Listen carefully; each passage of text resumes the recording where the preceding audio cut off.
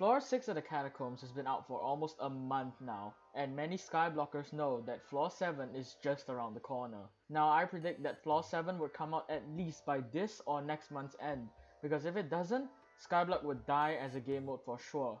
Now today we are going to be talking about mages, however, as from Twitter leaks, the Floor 7 boss Maxer is freakishly small. Like, why is he small? But mages don't really need to aim, do they? They just fire their Spirit Scepter and it's AoE damage everywhere, which is why mages will be crucial in Floor 7. However, today I'm not mainly talking about mage weapons in this video, but instead I will be breaking down on mage gear and the survivability aspect of mages, because right now, mages die the most in Floor 6, and you bet you're not gonna do any damage if you're dead. So today I will explain what is the correct mage gear you should wear related to your so-called catacombs or floor level.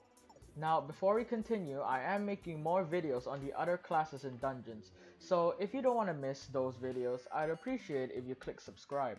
But enough about sellouts, let's talk about mages.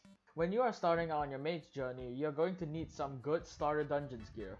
Now, the best gear for the entrance and floor 1 would be full Very Wise armor because it has good mana stats and you don't really need any defense for the earlier floors.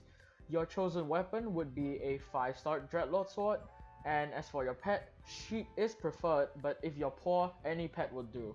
Now, you definitely won't survive floor 2 in full Wise armor.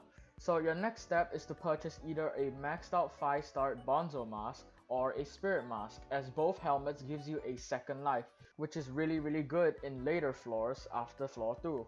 However, the Bonzo mask is preferred as it heals you to full HP instead of the Spirit mask when in dungeons. And as for your weapons and pets, they all stay the same. Now, floor 3 is where things get difficult. You have a higher chance of dying and need a new change of gear. Once you beat floor 3, change your armor to a full set of 5-star adaptive gear immediately. It is one of the best mid-game dungeons gear currently out there in the game, and it will probably save you quite a lot of money by doing floor 4s and stuff like that.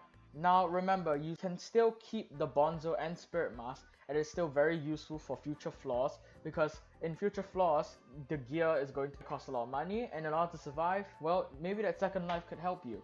As for weapons, get a Frozen Scythe as a secondary weapon, and you have to have an epic or legendary sheep pet by then. Also, remember to reforge all armor to Necrotic and the chestplate especially to Loving.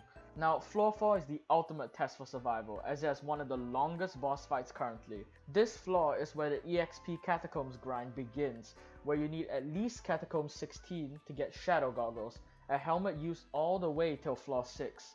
Change your adaptive boots to Spirit boots once you complete floor 4, and get yourself a Spirit Scepter as well with Ultimate Wise 5. It is also very good to have at least a level 50 legendary sheep pet. And remember, if you still can't survive, you have your Bonzo mask with you. Now, floor 5 is not really useful for mages, only for EXP and profit. However, mages should keep doing floor 5s and get at least Catacombs 21, as in floor 6, with your armor, you'll probably get one shot. The minimum floor 6 mage gear should be 5-star Shadow Goggles, a tier 9 5-star perfect chestplate, maxed out Necrolord leggings and boots, and a level 91 legendary sheep pet. Now, as for weapons, a Spirit Scepter is a must-have along with the Frozen Scythe as a secondary weapon. A Voodoo Doll is crucial for fighting mini-bosses, and well, if you're rich, an Ice Spray and even a Midas Staff is really good in dungeons. Oh, and if you want to become a left-click mage and use your lifesteal, I recommend a 5-star Livid Dagger or a 5-star Shadow Fury. Now, once you get to this level, if you can defeat and live through the Terracotta phase of floor 6, well then congratulations, you are technically one of the better mage players. You'll be able to grind a lot of Catacombs XP, and if you can't grind for floor 6, try a Necrolord helm instead of a Bonzo mask. And well, if it still doesn't work, grind floor 5 until you get a higher Catacombs level. Once you reach mage 25, change your chestplate to a 5-star Young Dragon chestplate, as it provides more defense and speed. And once you are Catacombs 28, switch to a 5-star Wise Dragon chestplate, because Wise is just for mages, right? Now, if you're very rich, switch your Shadow Goggles to a Precursor Eye, and you'll have one of the best mage gears and weapons in the game. However, prepare your bank, floor 7 will definitely bring new mage gear, and if it isn't too OP, you only need to change your Necrolord leggings and boots.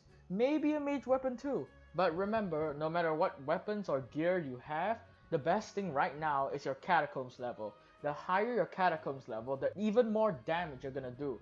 But anyway, that's gonna end your mage journey today. If this was useful, then leave a like. Don't forget to subscribe. And yes, I'll be doing more breakdowns on the different classes. You just have to wait for that. And I'll see you next time.